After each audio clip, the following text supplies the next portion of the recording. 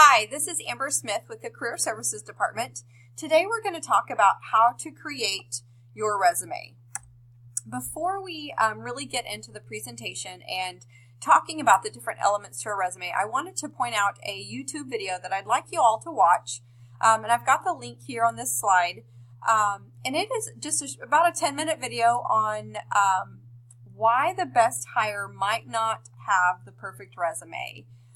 So it's we call this the Scrapper video. So take a look at that and really think about what's being said in that video.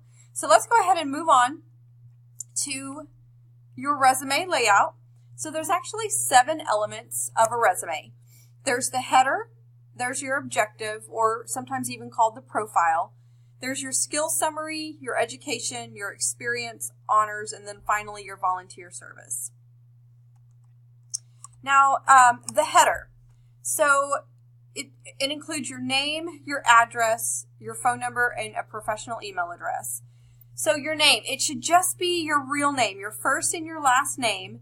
Now, if you go by something other than your real name, then you can definitely let that employer know. Some people ask, well, should I include my middle initial? Well, if that's what you go by, and you always include your middle initial, then yeah, certainly. Personally, I actually go by my middle name and not my first name.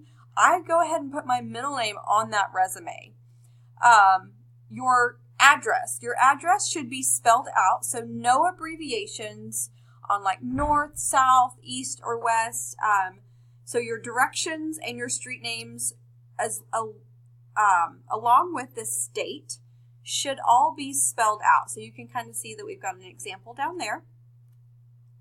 Your phone number. It needs to be a working phone number. And you don't have to distinguish that it's your cell phone or a home phone number.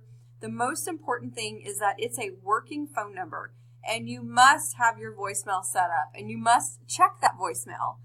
This is something that I run into a lot calling students and graduates when I have a job lead. And there's one of two things that happen. Either they don't have their voicemail set up, or their voicemail is full because they don't check their voicemail. And that same thing with an email. It needs to be an email address that you do check, because a lot of employers now, they are communicating via email. That might even be an interview or even a job offer that is sent to your email. And we certainly wouldn't want you to miss out on that. And it's important to know, as far as the phone number and the voicemail is concerned, if an employer can't leave you a message, the likeliness that they will call back until they reach you is pretty slim. So again, make sure you have your voicemail set up and have a professional email address. So don't use those crazy emails like sexykitty@aol.com. We see this a lot too. It needs to be a professional email address. Okay, chronological or functional. So there's 2 different types of resumes that we'll talk about. There's the chronological layout. The chronological resumes, they start by listing your work history with the most recent position listed first. So then your jobs are listed in reverse chronological order with your current or most recent job first. So that's what we call the chronological layout. So here's an example of a chronological resume. So you can see that the experience is in reverse chronological order. And you can also see with this chronological resume that your eyes are just kind of drawn to the middle. So you see the skills, you see the education, you see that experience. Now, a functional resume, this can be really beneficial. Functional resumes, unlike chronological, they focus on your skills and experience rather than that chronological work history. So functional resumes, they really de-emphasize where your experience was. It also will play down gaps in your work history and make those frequent job changes less noticeable. It will also even play down a lack of jobs on your resume.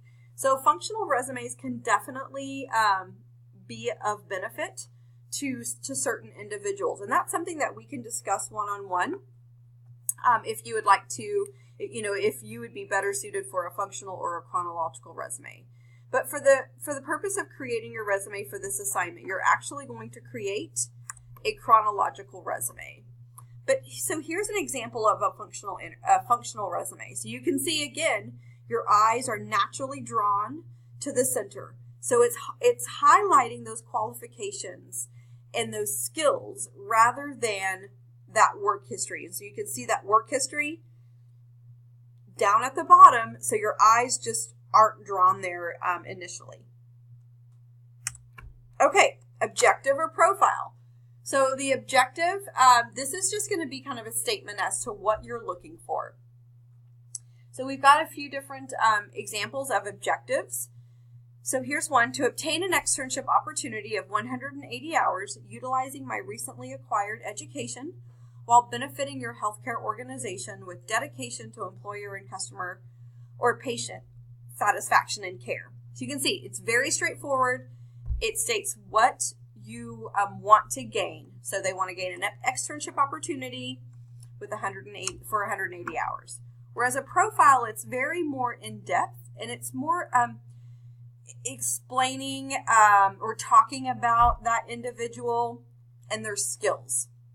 So you can see motivated, personable, healthcare professional specializing in urgent care medical assisting and talent for quickly mastering technology, diplomatic and tactful with personnel at all levels, demonstrated history of producing accurate, timely reports and meeting stringent guidelines, flexible and versatile, able to maintain a sense of humor under pressure. So they're not really saying what they're looking for. It's more of a statement about them. Okay, so let's look at this job description. This is a medical assisting job description, and I'd like for you to kind of look at what you think are some keywords that you could pull out of this job description, because those keywords, it's really important to include those in your objective and also your skills, because this is what's going to kind of propel your resume up to the top. And it's going to, the more hits a resume gets, the more likely an employer will see it, especially with large employers like these large hospitals and such. So the first thing that I see, vitals, injections, basic triage, solid understanding of medical terminology, good customer service, computer skills, phone experience, good written and verbal communication skills. So those are just a few of the keywords that I've picked up on. But here highlighted in orange, we have highlighted all of the keywords that pop out or that are included in this job description. So it's definitely a good idea to include these on your resume if those keywords match your skills. So certainly you never want to include something that you can't do, but you do want to include as many as you can. Okay, so soft skills or hard skills. So soft skills. Soft skills are those personal attributes, personality traits, dependable, motivated, things like that.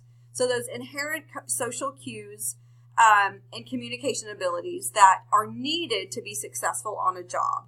So soft skills are going to include, again, attitude, communication, creative thinking, your work ethic, how you work well with a team, your networking, positivity, etc. Whereas hard skills, they are job-specific skills and knowledge that you have to perform a job. So you can oftentimes gain those hard skills through your education, through training, through certifications.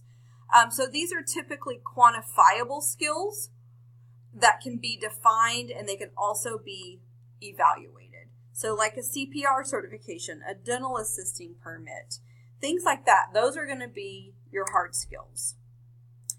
So I always want to draw you back to the job journey. So you want to refer to page 10 of the job journey. And so this is how you're going to build out that skills summary section of your resume. So you're going to select an adjective that best describes you, then select a noun, And then select one of those connecting words to finish your sentence. So, for example, accomplished motivator with 3 years of leadership experience over a team of up to 10 people. Bilingual professional who can successfully build relationships with patients and customers. So those are some it's a really good handout. It's a really good document that you can refer to help you build out those skills section. So your education, you're going to list your educational accomplishments starting with your most recent or highest degree. Include the name and the location of your institution, the degree, and the field of study or your major. You don't need to put your high school on your resume. It's assumed that you graduated from high school if you're enrolled in college. Now, what if you went to a college prior to coming to CCC or OTC or Clary Sage, but you didn't finish? So if you did not finish, but you feel that you gained some valuable experience or skills, then that's something that you might want to consider putting on your resume. You must be comfortable talking about why you didn't finish, though. So if you are not comfortable talking about why you didn't finish, then you don't want to put that on your resume. Just leave it off. Now, on our resume templates, all of the education is populated and filled in for you. So you just have to put your date and year that you started. So let's move on to work experience. So you're going to list your current or your most recent job first, and then work backwards, so that reverse chronological order. So you're going to include your job title, your employer's name, and the city and state in which it's located. You also list the start and the end dates in the month-year format of your employment, and then you're going to list a summary of your responsibilities. There is a great website that we refer students to, ONET Code Connector. This is to help you kind of brainstorm job duties for previous positions. So onetcodeconnector.org. Your honors and volunteer service. So honors are going to be something like 100% attendance, student ambassador, president's honor roll. Make sure you list the college too. So Community Care College, student ambassador, Community Care College, president's honor roll, 100% attendance, 4.0 GPA. All of those are very important to put down as honors. So your academic and your work accomplishments, that's what sets you apart from the hundreds or even thousands of other candidates trying to get the same job you want. Now, your volunteer service, that's unpaid service only. So here's some examples. So like Joplin Tornado Relief Effort Coordinator, St. Francis Hospital, American Red Cross, etc. If you've done some volunteer work with your program, I know a lot of our programs will go out and volunteer in the community. That's important to list as well.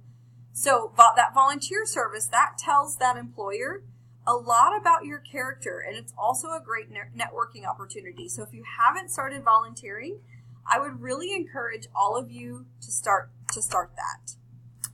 Don't forget to save your resume, and if it's in your Google Drive, you're going to want to share it with your instructor and also your career services rep. So that way we can have that on file. So that concludes our presentation. So again, make sure you refer to the job journey on My Course Connection. You can find us on My Course Connection under Career Services. Make sure you connect with us on Facebook.